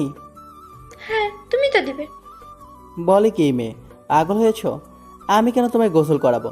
ছি, আমি ছেলে মানুষ না? তো কি হয়েছে, তুমি তো আমার বর। আর বর বউকে গোসল করিয়ে দিতেই পারে, স্বাভাবিক। আমাদের কি বিয়ে হয়েছে? না, হয়নি। তাহলে আমি তোমার বর হলাম কি করে শুনি? হতে কতক্ষণ মশাই? যাই হোক, এখন আমি কিছু শুনবো না, মানবো না। তুমি আমাকে গোসল করিয়ে দিবা, ব্যাস। আচ্ছা ওঠো, কিছু করার নাই ভাই।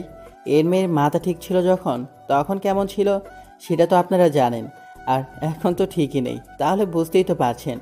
পরিয়াপুর দাঁড়ানোর চেষ্টা করলো, বাট দাঁড়াতে পারলো না, বেডের ওপর পড়ে গেল। তাই আমি কোলে তুলে নিলাম। আপু আমার গলা ছড়িয়ে ধরলো আর আমার দিকে এক নজরে তাকিয়ে আছে। ওয়াশরুমে নিয়ে একটা চেয়ারে বসিয়ে দিলাম আর ঝর্ণাটা ছেড়ে দিয়ে আমি বাইরে চলে আসলাম আপুর কাপড় আনার জন্য। ওয়ার্ডরোব থেকে কাপড় নিয়ে আপুর কাছে বাইরে থেকে দিলাম, বাট আপু আমার হাত টান দিয়ে আমার ভিতরে নিয়ে গেল। ব্যাস, আমিও ভিজে গেলাম। আমি আপুকে বললাম, এই এটা কি করলা? আমি ভিজে গেলাম তো।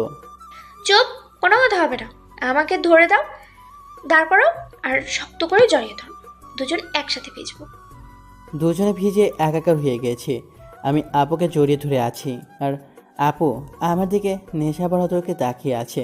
হাব বা ভালো না আপুর। ধীরে ধীরে তার ঠোঁট আমার ঠোঁটের কাছে নিয়ে আসলো। আমি বাধা দিতে গেলেই চোখ বড় বড় করে তাকায়, তাই আর বাধা দিলাম না। আপু অনেক গভীরভাবে আমাকে কিচ করছে। আমার পক্ষে নিজেকে সামলানো কষ্টকর হয়ে যাচ্ছে। এরকম চললে আর বড় দুর্ঘটনাও ঘটে যেতে পারে। যা ভাবছিলাম সেটাই হতে যাচ্ছিল। আপুর নিজের উপর কন্ট্রোল হারিয়ে ফেলেছে, তাই আপুকে বাধা দিলাম। আপুর আগে গলায় বলতে লাগলো, সাব্বির, কি হলো? ভালোই তো লাগছিল, বাধা দিচ্ছ কেন? উফ, বিয়ের আগে কিচ্ছু হবে না, আর মাত্র কয়েক ঘন্টা মাত্র, নিজেকে সামলে নাও। আপু আমার কথা শুনে দুষ্ট একটা হাসি দিয়ে বলতে লাগলো, আচ্ছা ঠিক আছে, তবে কিন্তু বিয়ের পরে আমাকে বাধা দিতে পারবে না। আর তখন তুমি আমায় অনেক ভালোবাসবা, কেমন? যথা আজ্ঞা মহারানী। অনেক হয়েছে, বেশি ভিজলে আবার জ্বর আসবে। এখন তুমি জামা কাপড় পরে নাও, আমি বাইরে যাই। তুমি থাকো, আমি তোমার সামনেই কাপড় চেঞ্জ করি। ছুর পাগড়ি, এটা হারাম হয়ে যাবে। বিয়েটা আগে হোক, তারপর না হয়। আচ্ছা ঠিক আছে, তুমি বাইরে দাঁড়াও, আমি 2 মিনিটে চেঞ্জ করে তোমাকে ডাক দিচ্ছি। আমি বাইরে চলে আসলাম। ভেজা কাপড়ে তো আর দাঁড়িয়ে থাকা যায় না, তাই আমি আমার রুমে দিলাম। তোর আমার রুম বললাম কেন, তাহলে চলেন কাপড় চেঞ্জ করতে করতে বলি। আসলে আমি সাব্বির, সাদাব মাহমুদ সাব্বির। আরেকটু অবাক হলেন তাই তো? তবে আপনাদেরকে ফ্ল্যাশব্যাক থেকে ঘুরিয়ে আনি, তাহলে সব ক্লিয়ার হয়ে যাবে। 5 বছর আগে আমি যেদিন এই বাড়ি থেকে অসুস্থ অবস্থায় বেরিয়ে যাই, তখন আমার ছোট্ট একটা অ্যাক্সিডেন্ট হয়। বর্তমান যারা আমার মা বাবা, তারা গাড়ি নিয়ে একটা জরুরি কাজের জন্য গাড়ি অনেক জোরে চালাতে থাকে, আর আমি সেই সময় তাদের গাড়ির সামনে পড়ি, আর তখনই আমার জ্ঞান হারিয়ে ফেলি। যখন আমার জ্ঞান ফিরে, তখন হসপিটালে বেডে নিজেকে আবিষ্কার করি, আর আমার পাশে 2জন ভদ্রলোক আর ভদ্র মহিলাকে দেখতে পাই। তার আর কেউ না, আমার বর্তমান মা বাবা। তখন তারা আমার সম্পর্কে জানতে চাইলে সব বলি তাদেরকে। তখন ভদ্রমহিলা আমাকে জড়িয়ে ধরে কান্না করতে করতে বলতে লাগলো, বাবা, কে বলেছে তোর কেউ নেই? আজ থেকে আমি তোর মা আর উনি তোর বাবা। তোর কি কোনো সমস্যা আছে আমাদেরকে মা বাবা মানতে? সেদিন থেকেই আমি আমার মা আর বাবা পেয়েছি, একটা পরিচয় হয়েছে আমার। যেহেতু মেডিকেল সায়েন্স নিয়ে পড়ছিলাম, তাই বাবা মা আমাকে পড়ানোর জন্য দেশের বাইরে পাঠিয়ে দেয় এবং সর্বোচ্চ রেজাল্ট নিয়ে নামকরা মানসিক ডাক্তার হয়ে দেশে ফিরি। চেয়েছিলাম এই বাড়িতে আর আসবো না, কিন্তু মামার কথায় না করতে পারে নাই। আর আপুর এই অবস্থার জন্য তো আমিই দায়ী। বাট আমি ভাবতেও পারিনি আমাকে দেখার পর আপু এত তাড়াতাড়ি ঠিক হয়ে যাবে। আসলে আমি নির্বোধ। আপুর ভালোবাসাটা আগে বুঝলে এত কিছু হতো না। যাই হোক, মামাকে সত্যটা জানাতে হবে। যাক, চেঞ্জ করে ফেলেছি আর সব ক্লিয়ার করেও দিলাম। অনেকটা সময় হয়ে গেল আপনার সাথে গল্প করতে করতে। ওইদিকে পরি আপু হয়তো বিরক্ত হচ্ছে আমাকে না দেখে। দিলাম এক দৌড় আর গিয়ে দেখি আপু ওয়াশরুমে বসে আছে। আমি গিয়ে সরি বলে আপুকে কোলে তুলে নিলাম। তখন আপু বলতে লাগলো, এই তুমি কোথায় গিয়েছিলে আমাকে একা রেখে? এই তো সব কিছু ক্লিয়ার করতে, আমার পাঠক ভাইদের সন্দেহ দূর করতে। কি বলো এসব? কিসের সন্দেহ? আরে তেমন কিছু না। আচ্ছা বাদ দাও, এই যে বেডের উপর বসো, আমি একটু মামার সাথে কথা বলে আসছি। ও আচ্ছা, আমাদের বিয়ের কথা বলতে যাচ্ছ? যাও তাড়াতাড়ি, রাত তো হয়ে আসলো। আজকে বিয়ে করবো আমরা। দুর্বোকা, আজকে না বাকলে, তুমি সুস্থ হও তারপর বিয়ে। তুমি রেস্ট করো। আমার কথা শুনে পরি আপু জোরে জোরে চিল্লিয়ে চিল্লিয়ে মামাকে ডাকতে লাগলো। বাবা, বাবা, কোথায় তুমি? তাড়াতাড়ি আমার রুমে এসো। পরি আপুর চিল্লানিতে মামা দৌড়ে রুমে আসলো আর ভয়ার্থ কণ্ঠে বলতে লাগলো, কি হয়েছে আমার মামনির, বলো আমায়। তখনই পরি আপু বাচ্চাদের মতো কান্না করে বলতে লাগলো, বাবা, তুমি সাব্বিরকে বলো ও যেন আজই আমাকে বিয়ে করে, নাহলে কিন্তু আমি নিজেকে অনেক বড় একটা ক্ষতি করে ফেলবো, বলে দিলাম। তারপর মামা আমাকে ডেকে পাশের রুমে নিয়ে গেল আর বলতে লাগলো, বাবা, তুমি আমার মেয়েটাকে বাঁচাও। ও তোমার সাব্বির মনে করেছে। প্লিজ তুমি সাব্বির হয়ে ওকে বিয়েটা করে নাও। মামা তোমার মেয়ে ঠিকই মনে করেছে। মানে? আমি সাব্বির, আমি তোমার সাব্বির, সেই ছোট্ট সাব্বির। মামা আমার কথা শুনে আমার দুই গালে হাত দিয়ে মায়া ভরা চোখে কান্না করে বলতে লাগলো, তুই আসলে নিষ্ঠুর। কেন খুলি এমনটা বাবা? তারপর মামাকে সব কিছু খুলে বললাম। মামা প্রথমে রাগ করলেও পরে খুশি হয়েছে যে বাড়ি ছেলে ফিরে পেয়ে। মামা আবার বলতে লাগলো, আচ্ছা তাহলে আমি কাজে নিয়ে আসি, আজকে তোদের বিয়েটা দিয়ে দিব। পরে বড় করে অনুষ্ঠান করব, না হলে যে আমার পাগলি মেয়ে সত্যি সত্যি কিছু একটা অঘটন ঘটিয়ে ফেলবে। আমি মাথা নিচু করে বললাম, তোমরা যা করার করো, তবে আমি বাবা আর মাকে নিয়ে আসি। আচ্ছা তুই তাড়াতাড়ি তাদের বাড়িতে নিয়ে আয়, আর আমি এদিকে বাকিটা ম্যানেজ করছি।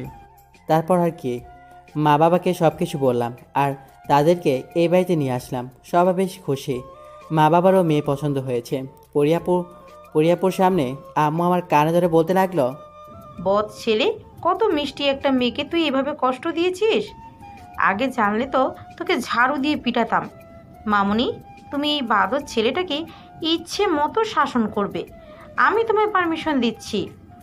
তারপর আর কি, প্রায় রাত 9টার দিকে কাজে নিয়ে মামা চলে আসে। আমি পাঞ্জাবি পরে সোফায় বসে আছি। আম্মু আর মামনি মিলে পরিয়াপুকে খুব সুন্দর করে সাজিয়ে আমার সামনে বসিয়ে দিল। অবশ্য আপুকে ধরে নিয়ে এসেছে, এখনও ভালো করে হাঁটতেও পারছে না। আমি তো আপুর সাজ দেখে হাঁ করে তাকিয়ে আছি। তখন আম্মু আমায় খোঁচা দিয়ে বলতে লাগলো, হয়েছে, বিয়েটা তো আগে হোক, তারপর ঘরে গিয়ে আচ্ছা মতো দেখিস। আম্মুর কথায় আমি আর পরিয়াপু বেশ লজ্জা পেলাম। তখন মামা কাজীকে বিয়ে পড়াতে বললে কাজী বিয়ে পড়ানো শুরু করে দিল। সব কমপ্লিট করতে রাত প্রায় 11:30 বেজে গেছে। আপু যেহেতু এখনও হাঁটতে সমস্যা হচ্ছে, তাই আপুকে কোলে করে বাসর ঘরে নিয়ে আসলাম। এখন আমি বাসর ঘরে পরিয়াপুর সামনে বসে আছি, সরি আমার বউয়ের সামনে বসে আছি। বউটাও বসে আছে লম্বা একটা ঘোমটা দিয়ে। কাঁপা কাঁপা হাতে আপুর ঘোমটাটা উঠালাম। আয় হায়, এ আমি কাকে দেখছি?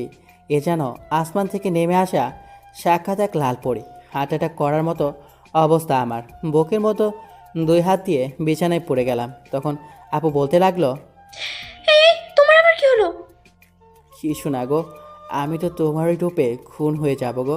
আপু আমার কথা শুনে বেশ লজ্জা পেল আর বলতে লাগলো, যা দুষ্টু কোথাকার, আমার বুঝে লজ্জা করে না। আচ্ছা তাহলে তো আমার সাইকো সিনিয়র ভোটার লজ্জা ভেঙে দিতে হয়, কি বলো? নিষেধ করেছে, তোমার যা ইচ্ছে তাই করো, একটুও বাধা দিব না। আরে আরে, আপনারা এখনো কি দেখতেছেন? বাকিটা ইতিহাস হবে। এখন বুঝতে পারছেন? Light off. আপনারা এবার আসতে পারেন। টাটা। দেখা হচ্ছে নতুন কোনো সিনিয়র জুনিয়র গল্পের জুটিতে।